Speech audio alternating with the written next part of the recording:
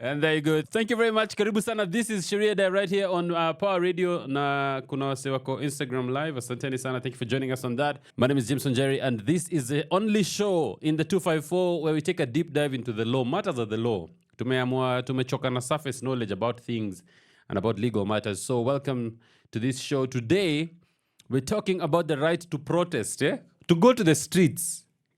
What does the Constitution actually provide about the right to go to the streets, the right to go protest and demonstrate? That's what we're going to be talking about today. Of course, you know, on Tuesday, Parliament will be voting for the Finance Bill rather.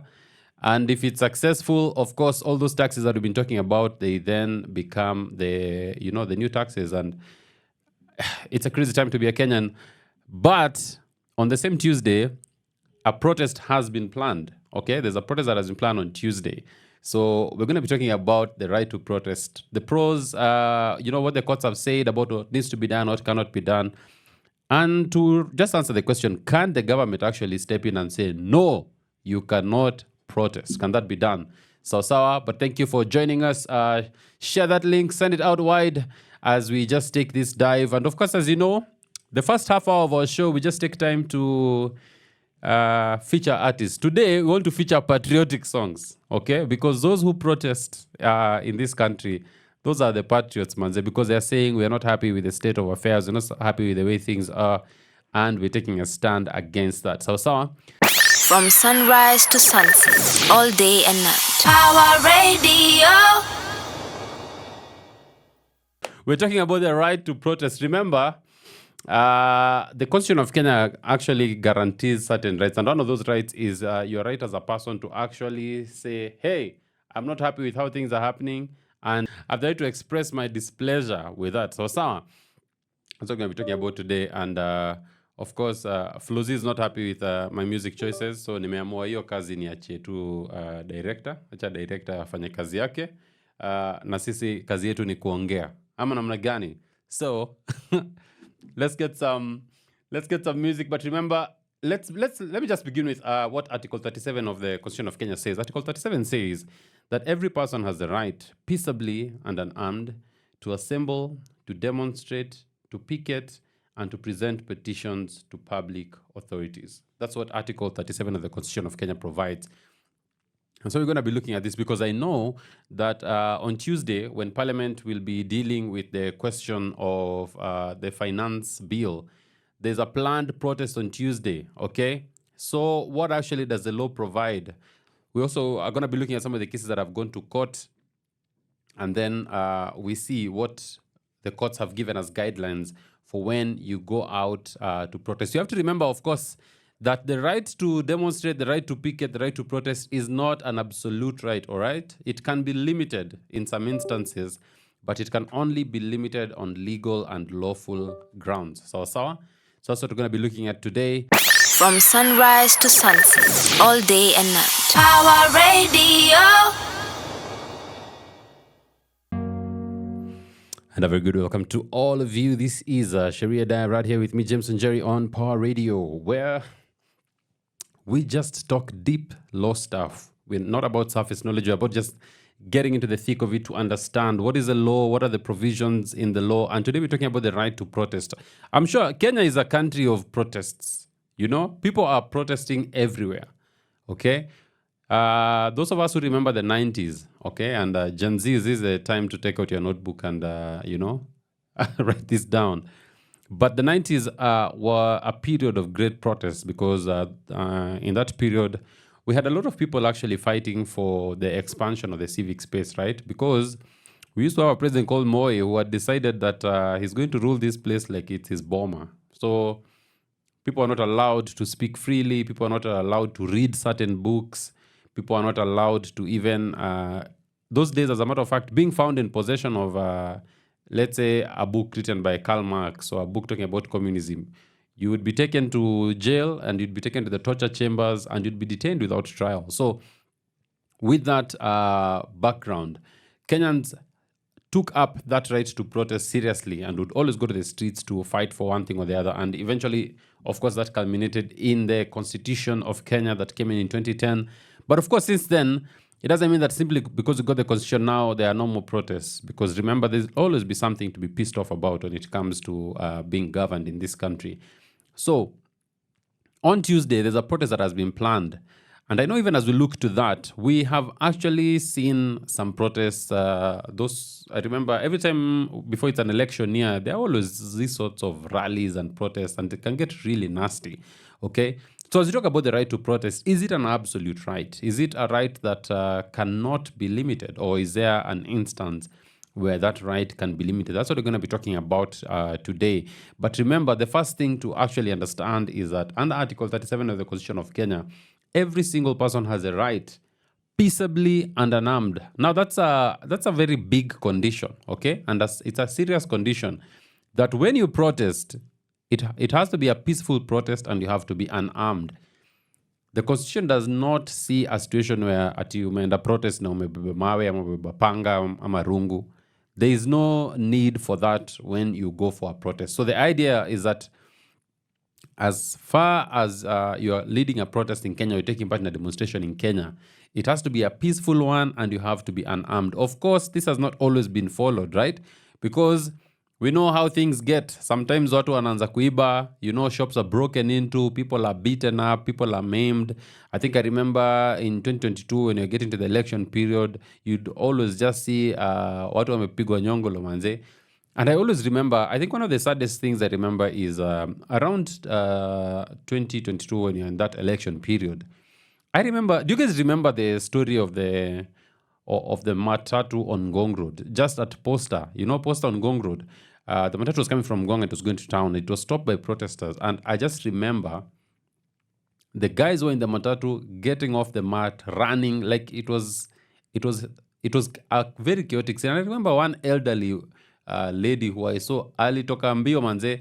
And of course online on Twitter, it was funny and everything. But I just looked at that and I wondered to myself, hey, what's happening in this country? Like, tumefika aje hapa?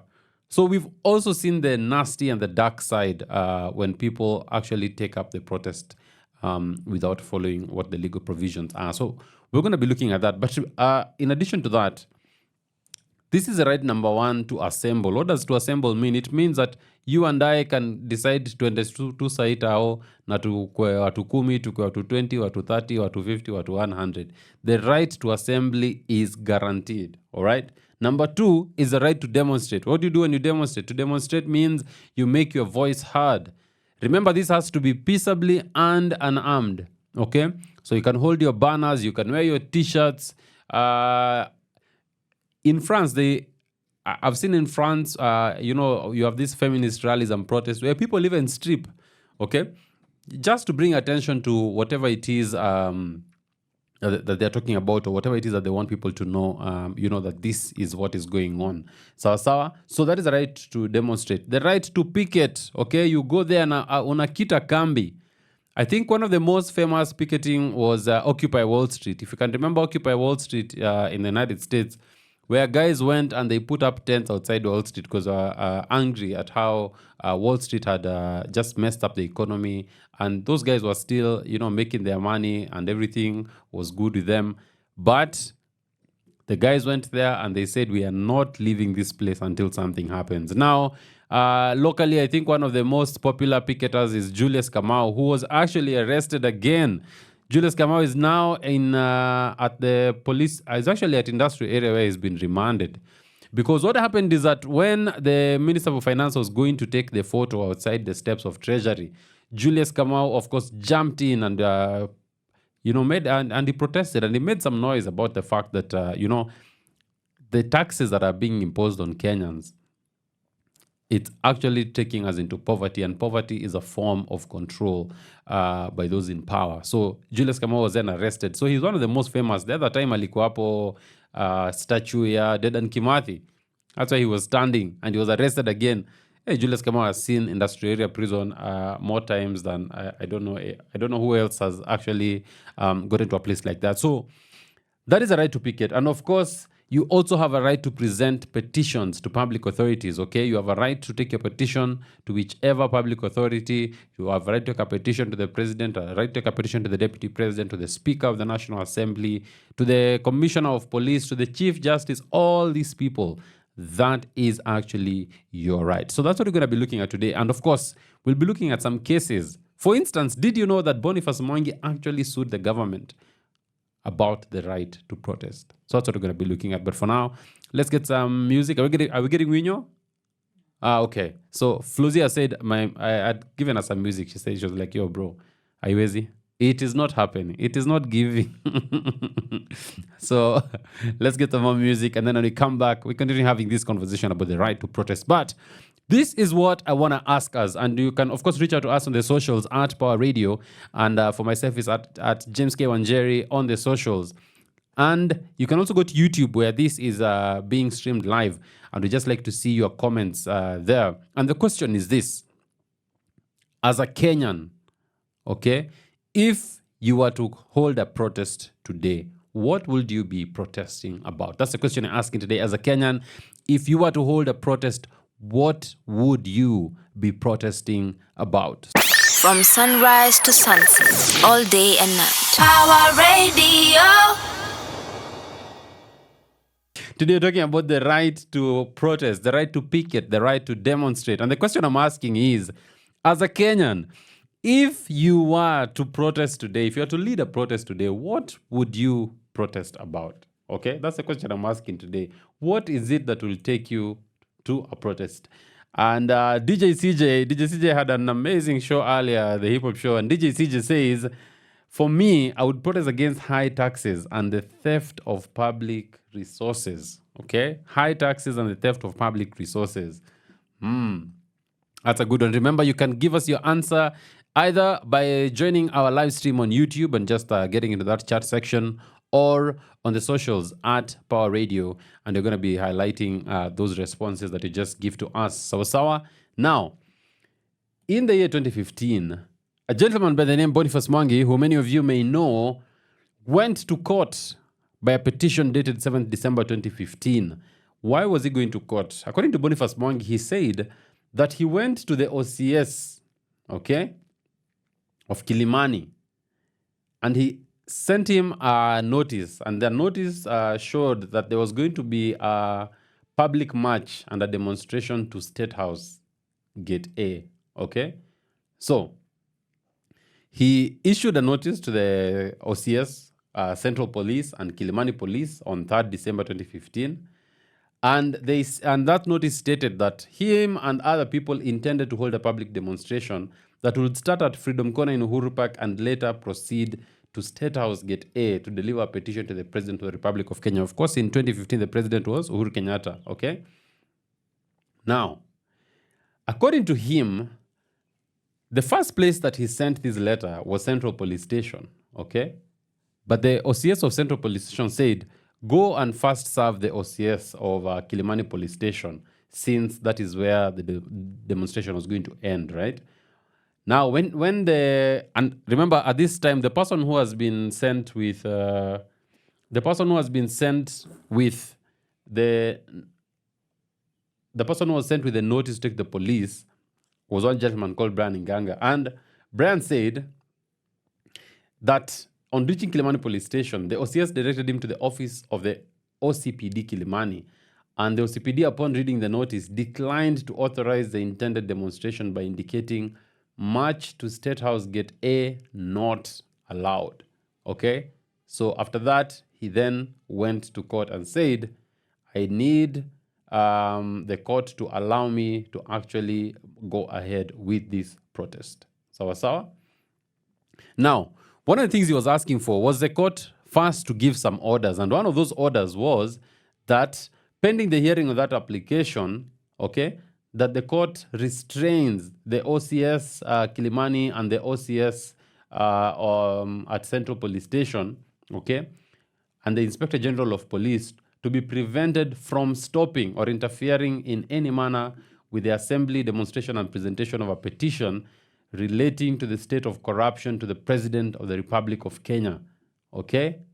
on December 9th, 2015, between 10 to 6 p.m. Sawa, between 10 a.m. to 6 p.m. Now, this is what the court said. Because of the urgency of the matter, the first thing the court said was, okay, that's fine. So what you're going to do, I'm going to allow you to go ahead with your protest. However, the petition will not be taken to State House, but will be presented to Harambee House, Harambee Avenue, which is where the president's office is at. Okay?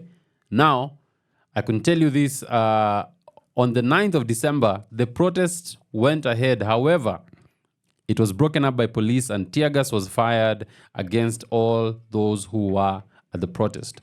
So we're using this case to just try and see, how does a court define the right to protest, the right to demonstrate? What are some of the considerations that a person needs to have? Okay? And remember, the question I'm asking today is, for everyone out there, as a Kenyan, if you were to get involved in a protest today, what would you be protesting about? From sunrise to sunset, all day and night. Power Radio. That's my guy. You get my guy Winyo with Oriti. And he's just setting us up as we talk about the right to protest in Kenya. Now,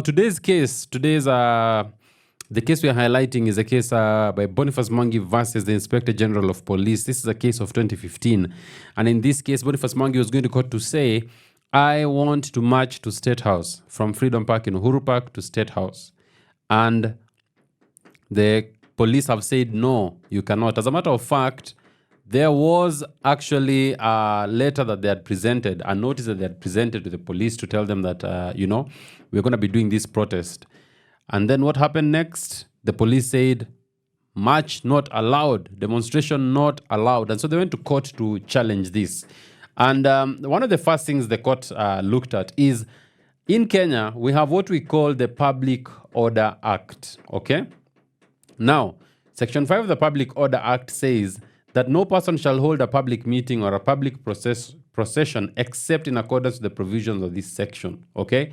Now, Section 2 says any person intending to convene a public meeting or a public procession shall notify the regulating officer of such intent at least 3 days, but not more than 14 days before the proposed date of the public meeting or procession. Now, of course, the Public Order Act in Kenya is the one that regulates matters of public order, okay?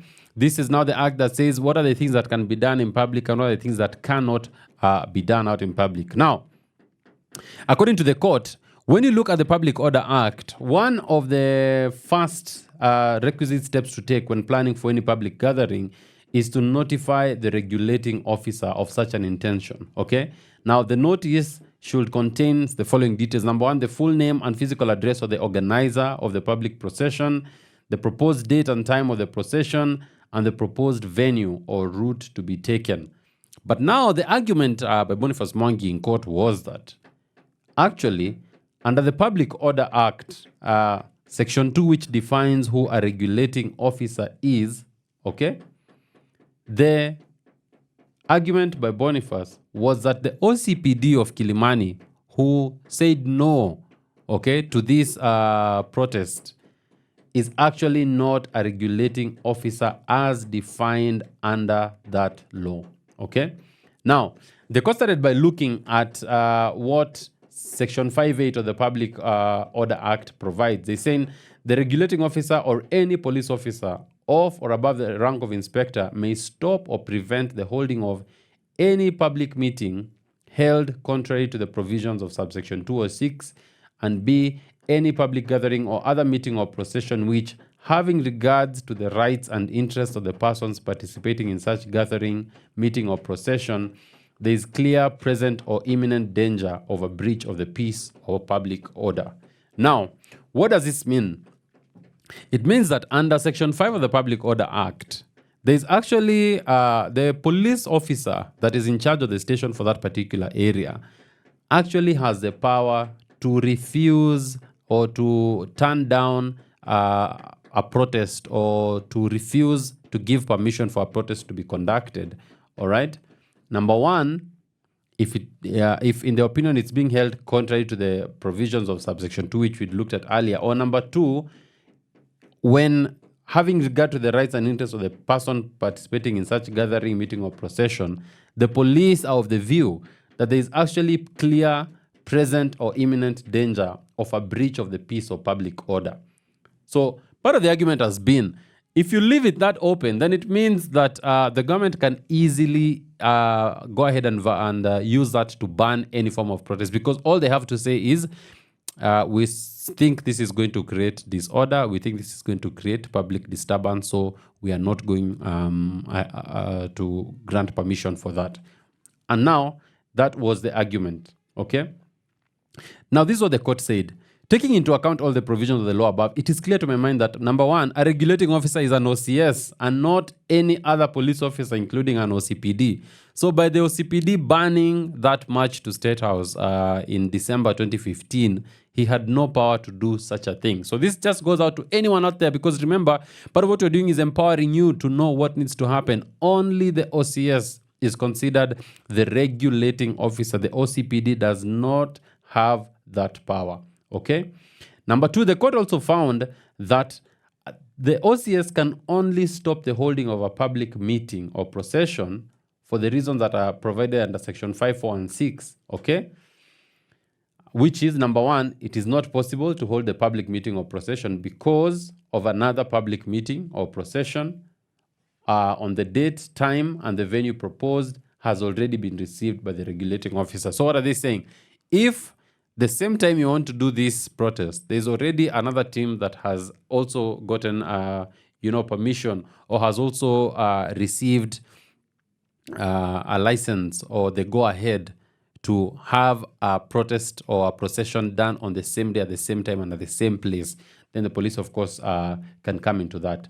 Now, for the above reason, if that should happen, then the public meeting is postponed to another date. Okay? Now, what is that role of that OCPD? Because remember what the court is saying, only the OCS can actually step in and say, you cannot go ahead and do this. The court says, I know no other law and none has been shown to me which grants an OCPD the power to make the above decision. And I say so because reliance on section 5.8 of the Act is misplaced in that regard. Okay? Because that subsection relates to events occurring after the OCS has been notified of a meeting. Okay, and they had no reason to postpone it.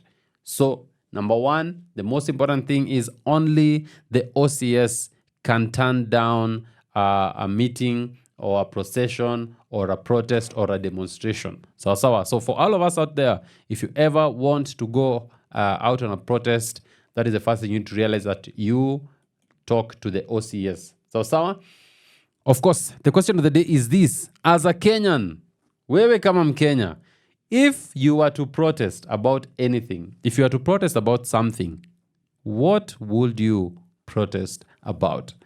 Let's get some music, because after all, this is radio. So when we come back, we continue having this conversation as we look at this case of Boniface Mwangi versus the Inspector General of Police, and what the law provides on the right to protest, the right to picket, and the right to hold demonstrations. From sunrise to sunset, all day and night. Power Radio. Omentosha is one of those crazy online stories, because I think what happened is that a producer put out a tune on Twitter and said, hey, I've been working on this thing. Can anybody put something on it? This chick was just in her digs, akaskiza yo beat, then she was like, I could actually do something with this. She sang, and that's actually how Polaris came to be the singer of Unanitosha. It was just a thing that was pushed out online. So remember, if you're not taking your chances, they will not be taken by you. I don't know. Does it make sense, Apo? Yeah. Take your chances, man. Take your chances. Bet on yourself. And of course, we were talking about the right to picket. Now, the second question that the court needed to ask is, if you go to the police and the police just stamp that document and say, no, you cannot protest, okay? Is that sufficient? Is that allowed? Now, in this country, there's something called administrative action. Administrative action basically is when someone in a position of authority, like in government, okay, or even in the private sector, they make a decision that affects your rights, okay?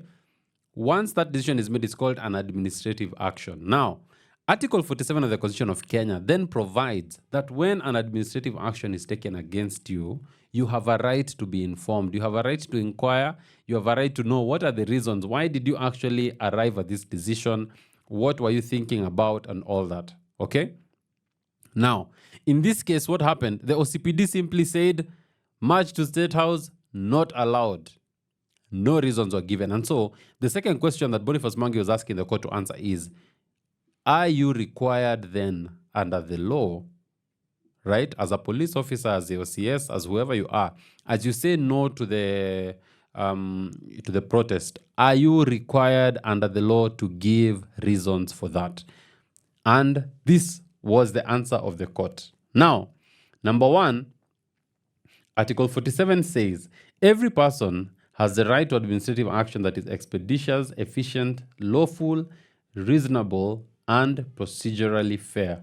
Okay?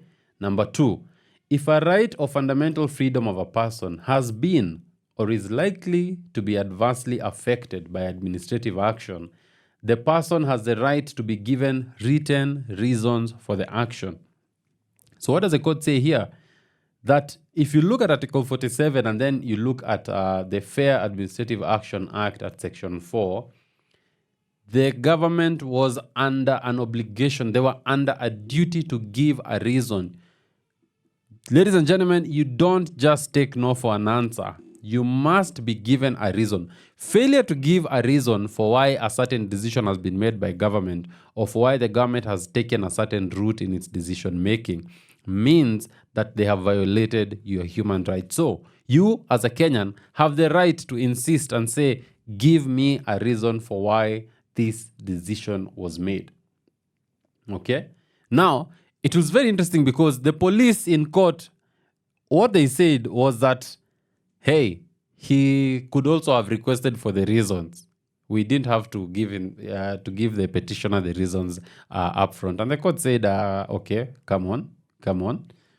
Why are you trivializing the requirement? Okay? Why are you trivializing the requirement under the law? Because simply what the police were saying is, everybody knows State House is protected, so you can't just go there. And the police are like, the government was like, no. That's not how it works. The Constitution, as well as the Fair Administrative Action Act, provide in no uncertain terms that reasons must be given where the decision taken has an adverse consequence. And an adverse consequence necessarily or simply means when a negative decision has been taken, okay? You wanted a yes, you've been given a no. Once you get that no, you must be given reasons for that no. They are under a duty to give you that reason. And in this case, that was never done. And the court found that the petitioner's right to fair administrative action under Article 47.2 of the Constitution, as read with Section 4.2 of the Fair Administrative Action Act, was infringed by the OCS's failure to provide reasons for the rejection of the notice of an intending public demonstration. All right? When we come back, we're now going to be looking at what is the extent of the enjoyment of the right to assemble, of the right to protest, or the right to picket. Yes, it's not an absolute right. It can be limited in some instances. But what is the extent of that? How much interference, okay, or how much limitation is the government allowed to make? Remember, this is Sheria Dive, the show where we let you know what the law says so that as you make your decisions and as you go around, as you live your life, you ought to make sure that you use the law as a shield because the law is there to defend you. So, tyranny survives and exists in ignorance. And what we're here to do is to get rid of that ignorance when it comes to matters to do with the law. And of course, the question I've asked today on this show is, as a Kenyan, if you could go on a protest for something, okay, or against something, what is that one thing that would make you go on a protest in this country?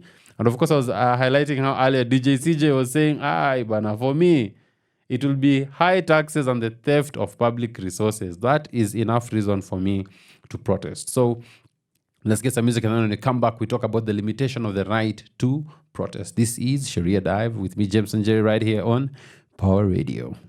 From sunrise to sunset, all day and night. Power Radio. Karibuni sana. Now, we're talking about the right to take part in a protest, the right to take part in a demonstration in Kenya. Now, one of the things that the court was being invited to answer was, can someone actually take a protest to State House? Or is State House a protected area? Now, the court began by noting that the right to protest, while it is absolute, in some instances it will be restrained. Okay, in some instances that right will be curtailed, and different reasons will be considered. In this case, the petitioner wanted to go to State House Gate A to take their petition. But the court was also of the view that the person who you're taking the petition to is also someone who has an office at Harambee House.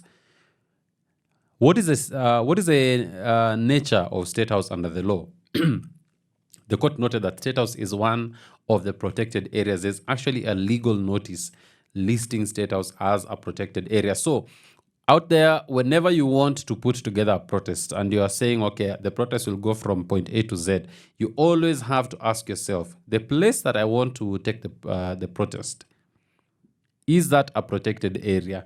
And would that be a reason why I am denied the right to take my protest there?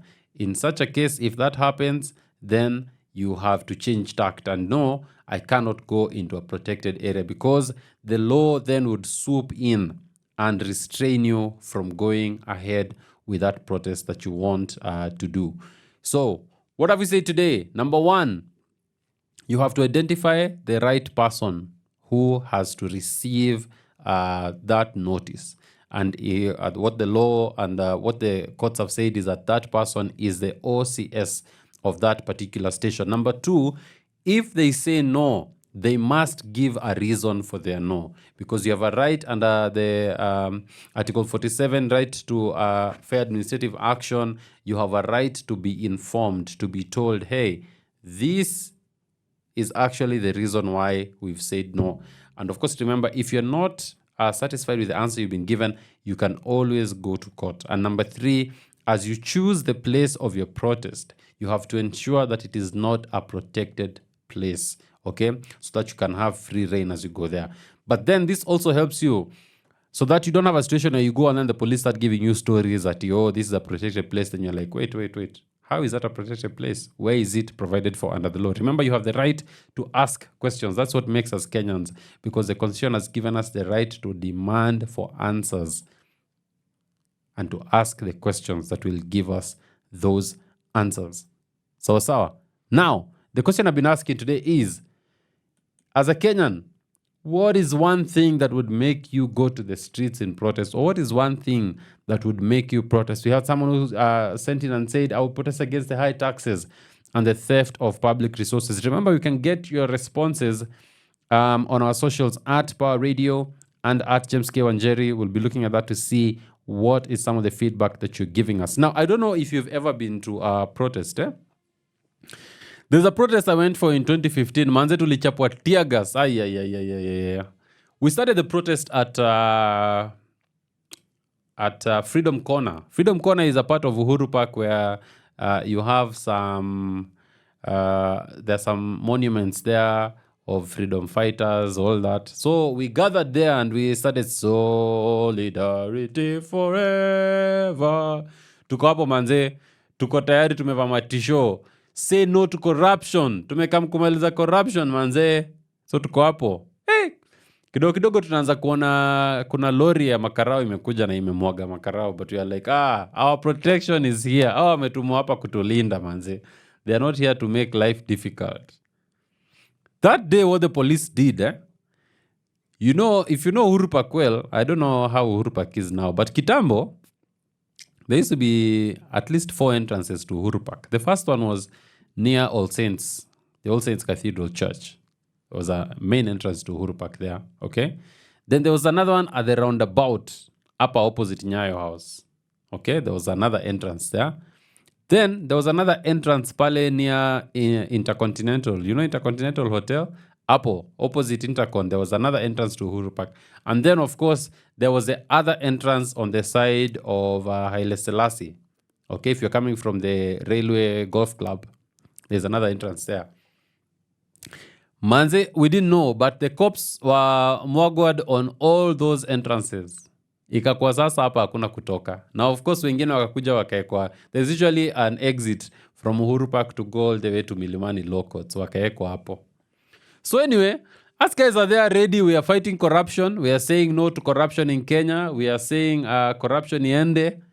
So we were just hanging around there. Our numbers are building. Then tukaambiwa, comrades, it's time to go. Tukasema, tuende kazi. Tukaanza kumarch hapo Uhuru Park. Brothers and sisters, tear gas ile ilichapwa hapo. Suddenly I was, hii imekuwa composition sasa. Ghafla bin vu. Tulijipata tumekuwa surrounded. You're in a sea of smoke. And it's smoke that is burning your eyes. I don't know if you've been in a protest, but tear gas, man, it burns your eyes, it chokes your throat. You're coughing and crying at the same time. And you're crying with your eyes closed because the more you open them, the more the tear gas gets in. You have snot coming out of your... As in, it's very confusing. And then the police decided now it's time for the rungus. Sisi tuanze kutoka mbio sasa. Guys now try to run because you know where the exit is. Kwenda hapo unapatana na jeshi hapo ya GSU imesimama na marungu wanakungoja. When they see you approaching now, them they come after you. So what they did is they contained us inside Uhuru Park. Tunapigiwa marungu huko ndani Uhuru Park, manze. That was a very, very sad day of my life. And tulichapo hiyo siku, as we say no to corruption in Kenya. And the reality is that under Article 37, we were within our rights. It was peaceable, okay? We were unarmed. We were not harming anyone, not fighting anyone. I don't know why government always insists on beating up protesters. I've never understood that thing. Hatukuwa tunarusha mawe, hatukuwa tunapiga mtu. We're not stealing anything from anyone. But wacha nikwambie tuliekwa marungu. Tulichapwa. From sunrise to sunset, all day and night. Power Radio. One of the big questions that we get in Kenya is, what is the appropriate force that the police should use when dealing with protesters? I've given you an example of myself. Me, I was there in the protest. I was not armed. I had no weapon. I was not throwing stones. We were just there to say no to corruption. Okay? But the police are the ones said no to us. We were beaten. Tear gas was used. So is it a must that every time there's a protest, the police must actually use their firearms, their rungus, and their tear gas? Now, Kenya, being a member of the international community, is also held under the United Nations basic principles on the use of force and firearms by law enforcement officials. And according to that international instrument, it says that in the dispersal of assemblies that are unlawful but non-violent, law enforcement officials shall avoid the use of force, or where that is not practicable, shall restrict such force to the minimum extent necessary. Okay? Avoid the use of force. And this is one of the things police in Kenya don't seem to understand. Avoid the use of force when dealing with protesters. Now, the National Police Service Act of Kenya, under the 6th schedule, provides that a police officer shall always attempt to use non-violent means first, and force may only be used when non-violent means are ineffective or without any promise of achieving the intended result. And number 2, the force that the police use shall be proportional to the objective to be achieved, the seriousness of the offense, and the resistance of the person against whom it is used. Okay? And it shall only be to the extent necessary, while, of course, adhering to the provisions of the law and the standing orders. So the police actually have rules that guide them on the use of force when they are coming to disperse a protest. And, of course, ordinarily, illegal and unlawful assemblies are the ones that are disrupted. A legal and a lawful assembly, there's no reason why you want to disrupt it unless people are causing violence or unless people are causing chaos. So, the Public Order Act as well says that the degree of force which may be used shall not be greater than is reasonably necessary for that purpose. Man, I always remember that video of Reverend Timothy Njoya being beaten outside Uhuru Park by cops. You have like 10 cops around him with rungus beating one man who's on the ground. He's posing no threat to anyone. He's not attacking anyone. He's not fighting any of them. But there he is, beaten to a pulp. Man, I think the police of Kenya need to just smarten up. Wise up. Wacha hiyo upuzi manze. That's nonsense when you come to actually harm innocent and peaceful protesters, because the right to protest should not be treated when you exercise that right, you should not be treated as a thug. You should not be treated as a criminal, because you are not a criminal. Now, should firearms be used? Should police be allowed to use firearms in protests? Okay? Now, in Kenya, firearms shall not be used unless weapons less likely to cause death have previously been used without achieving the purpose. And firearms and other weapons likely to cause death or serious bodily injury shall, if used, be used with all due caution and deliberation and without recklessness or negligence. I think I've had many stories of guys who are felled by stray bullets, especially that area of Ngara when police were always fighting hawkers. You just find a guy is in a matatu amepigwa risasi amededi bana. Carelessness by the state agencies and the police. So what the law actually provides is that as the police are carrying out their work, don't use firearms. And when you use those firearms, you first have to show that we tried other means. We tried to tell them to leave.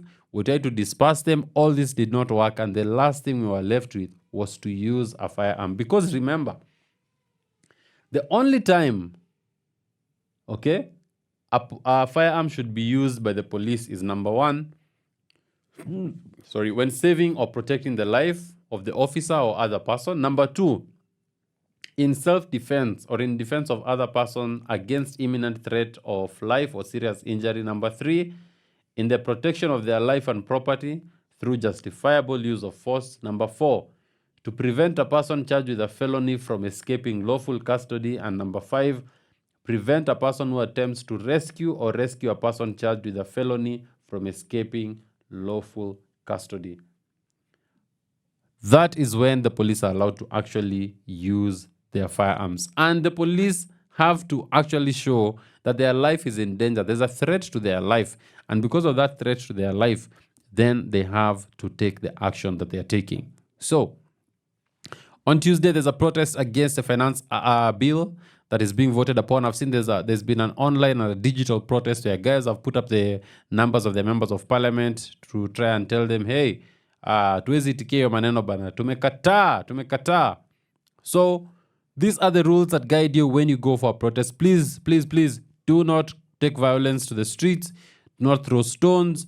Do not start fighting. Do none of those things, because your rights to protest are guaranteed under the Constitution of Kenya. And of course, with that, we come to the end of this show. Thank you so much for keeping us company and for being with us all through.